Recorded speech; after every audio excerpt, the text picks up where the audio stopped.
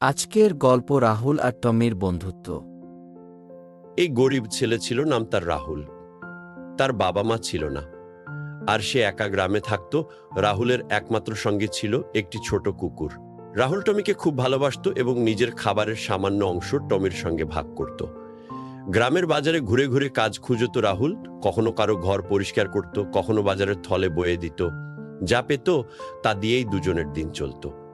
একদিন গ্রামে মেলা বসেছিল।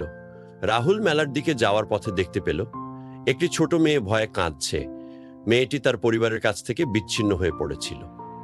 রাহুল মেলার্দির কাছে গিয়ে বলল, তুমি চিন্তা করো না, আমি তোমার পরিবারকে খুঁজে বের করব। টমির হেল্পে মেয়ের বাবা মাকে খুঁজে পেল। মেয়েটার পরিবার খুব খুশি হলো। মেয়েটার পরিবার রাহুল ও টমিকে কৃতজ্ঞতা ভরিয়ে দিল। তারা রাহুলকে কিছু টাকা ও খাবার দিল, যা রাহুলের জীবনে অনেক গুরুত্বপূর্ণ ছিল। এই ঘটনা গ্রামের মানুষদের মন ছুঁয়ে যায়। রাহুল ও টমি গ্রামের মানুষের কাছে আদরের পাত্র হয়ে ওঠে। তাদের সততা ও বন্ধুত্ব সবার হৃদয় জয় করেছিল। Please subscribe, like and share.